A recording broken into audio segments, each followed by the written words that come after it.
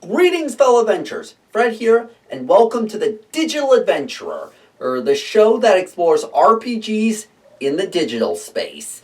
And as many of you know, I'm a huge fan of Star Wars: The Old Republic, an MMORPG set 5,000 years before the Star Wars movies. Technically it's Legends now, but who cares? And it is an MMORPG by the same people who did the Knights of the Old Republic games. Now, I know a lot of you are about ready to dismiss this game because, one, it's old, back in 2011, but then again, so is Skyrim. It's made by EA, which has the reputation of being the most hated video game company in the industry. And I will not say that reputation isn't earned. I myself am in a real love-hate relationship with EA because I love this game so much. But today, we are going to be talking about the newest expansion to Star Wars: The Old Republic, Onslaught. I'm going to be sharing with you what I like and what I don't like about this expansion. So without further ado, let's dive into it. First thing that should be noted about the Onslaught expansion is that it takes the players back to the fight between the Republic and the Sith Empire. This is a huge relief after dealing with two expansions of what I like to call the Eternal Empire misadventure, and several story updates that were smaller things that were meant to clean up the mess that was left behind by those two expansions, while the creative director on those expansions went off to work on Anthem. But to be honest, Anthem can have him. He can screw that game up, so we don't have to worry about him screwing up SWTOR. But anyway, this new expansion brings us 2 new planets and a flashpoint on a very familiar planet. The first planet this game takes us to that is new is Onderon. Now fans of Star Wars: Knights of the Old Republic will be very familiar with this game if they played KOTOR 2, because Onderon was a bit of a planet that was big in the storyline of the KOTOR 2, and now it's back in the Old Republic MMO. Mind you, I've only played the Empire storyline at the moment, and the Empire storyline is, in my opinion, the most fun thus far. Or I haven't played the Republic storyline, so I can't say just yet, but I had fun with the Empire storyline. But you are basically doing a lot of quests trying to trying to gain the favor of the King of Onderon, who is not that smart and easily manipulated, which goes well for a Sith character. The second planet that we get to visit, it is a planet called Meksha, an asteroid refueling station that was once controlled by the Hutts, but the slaves revolted and now it's a free colony. Where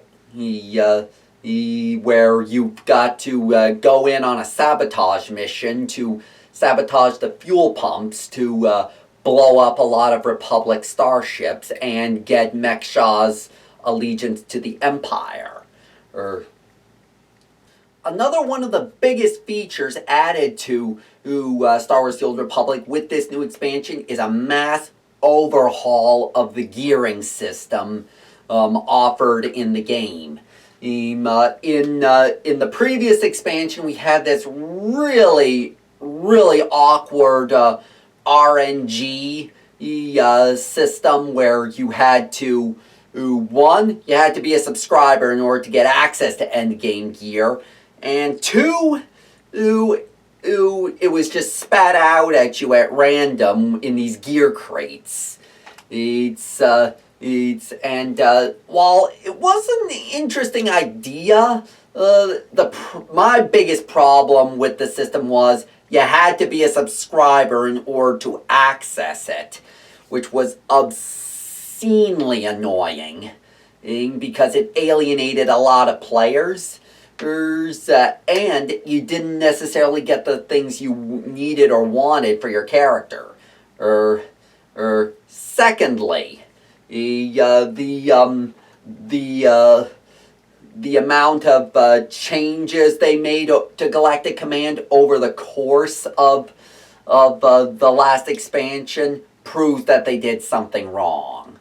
And with this new system, you're getting gear from everywhere. You're getting it from loot drops, you're getting it from crates from PvP, you're getting it from conquests, you name it, you're getting gear from it.